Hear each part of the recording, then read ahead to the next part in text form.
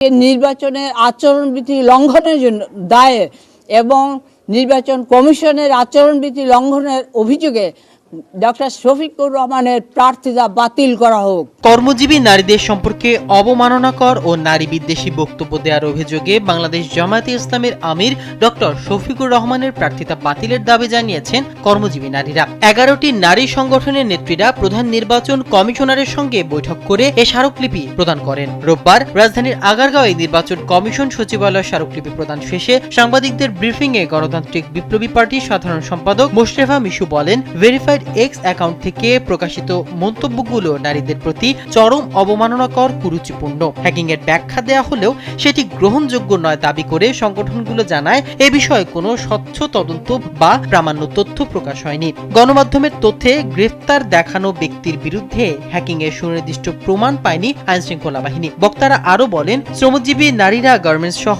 বিভিন্ন খাতে দেশের অর্থনীতি ও সমাজে গুরুত্বপূর্ণ অবদান রেখে চলছে। একজন রাজনৈতিক নেতৃত্বের আসনে থাকা ব্যক্তির কাছ থেকে এ ধরনের দায়িত্বজ্ঞানহীন মন্তব্য কোনোভাবেই গ্রহণযোগ্য হতে পারে না। সংগঠনগুলোর পক্ষ থেকে এ বিষয় নিয়ে 4টি দাবি জানানো হয়েছে। সেগুলো হলো, অবিলম্বে এই অবমাননাকর বক্তব্য প্রকাশ্যে প্রত্যাহার করতে হবে, কর্মজীবী নারী ও নারী শ্রমিকদের কাছে নিঃশর্ত ক্ষমা প্রার্থনা করতে হবে, ভবিষ্যতে নারীর মর্যাদা ও শ্রমকে হেয় করে এমন বক্তব্য থেকে বিরত থাকার সুস্পষ্ট অঙ্গীকার করতে হবে, নির্বাচন কমিশনের নৈতিকতা ও আচরণবিধি অনুযায়ী এ ধরনের বক্তব্যের বিরুদ্ধে প্রয়োজনীয় ব্যবস্থা গ্রহণ করতে হবে এবং ওই ব্যক্তির প্রার্থিতা বাতিল করতে হবে। এক প্রশ্নের জবাবে মোশাররফা মিশু বলেন, গণতান্ত্রিক রাষ্ট্র ব্যবস্থায় সব নাগরিকের সম্মান, শ্রমের মর্যাদা ও সমান অধিকার রক্ষায় নির্বাচন কমিশনের ভূমিকা অত্যন্ত গুরুত্বপূর্ণ। নির্বাচন কমিশনের কার্যকর হস্তক্ষেপে নারীর মর্যাদা, নিরাপত্তা ও সমান অধিকার সুরক্ষিত হবে বলে আশা প্রকাশ করেন। পাশাপাশি রাজনৈতিক নেতাদের দায়িত্বশীল